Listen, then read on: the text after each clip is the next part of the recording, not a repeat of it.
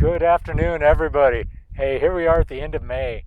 It's beautiful weather outside. We know about the climate. The rain is coming. It's going to have some humidity soon, but hey, it's all right.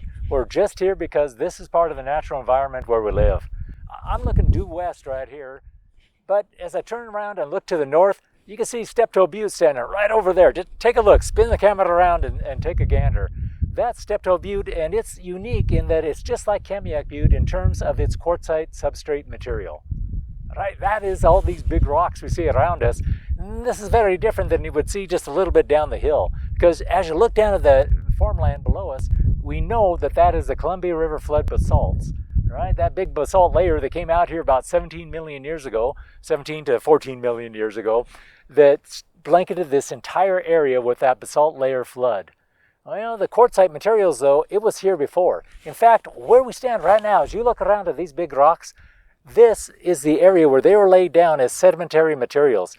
We're talking about the sand, silt, and loam that came off the continent through the rainfall, and it landed in that lower water energy environment. Remember me saying this is oceanfront property. You back it up about 1.5 to 1.4 billion years ago. Yeah, that was it right here. We had the materials laid down on the ocean floor. It was flat. It was laid down horizontally. Always remember that one. Whenever you get a sediment load, it is horizontal in nature. Just like those flood basalts when they landed. They were pushed out and gravity pulled them flat. It was a flood basalt area. Well, it was flat.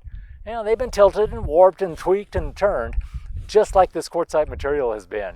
Well, golly, you look over here now to Moscow Mountain. We're going a little bit to the east and a little bit also to the north area. Well, just think about going this way now. You look over there, spin in. You can see Moscow Mountain there.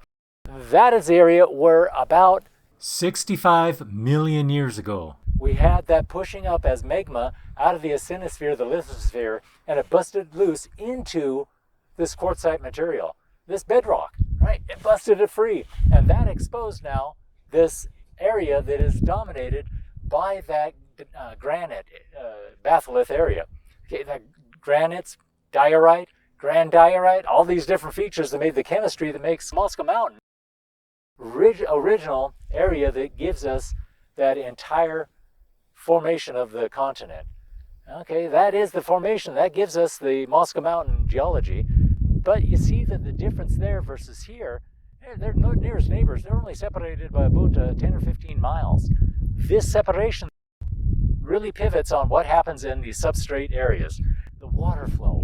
You think about the water when it hits these areas on the quartzite material, and it's flowing through fast. It's been fractured, broken. You can just look at these big boulders. Think about them as being laid down as a flat material. Well, it's hardened and it's pushed. It's warped. Now the water hits it. It goes through fast. Very difficult for the plants to capture a lot of that nutrient ability. But you go over there just that 10 miles to Moscow Mountain. If you get a chance to get over there too, take a look at it because, golly, it's got some of the same species like Douglas fir, western larch, and ponderosa pine, where we see it dominating this side right here. It is the species that can tolerate a lot more moisture, or lacking moisture availability. You can take that direct sunlight, that photosynthetically active radiation from the sun. Yep, this is its game. Over there it is too, but it has more water availability from the ground. That is the reaction that the plants and the animals and the environment gets because of these substrate materials. You think about this quartzite. Fun story for you is when I was a young guy and taking geology as a study area, I had my little rock hammer. I visited some quartzite materials like this. I whacked it to break off a piece of the rock. That hammer rebounded like I was on rubber. It just flew out of my hand. I had to pick it up. Then somebody else told me, no, Dr. Bill, forget it. If you're going to hit that with a rock hammer, it wasn't Dr. Bill then. I was just Bill. They said if you're going to hit it with a rock hammer, you got to have safety goggles on because it's going to spark and give breaking chips and it's going to embed on you. Just do it different. Treat this not like it's a piece of granite or even that flood basalt, the quartzite, materials that come out of the quartzite layers, right? That basalt rock, you can break those apart.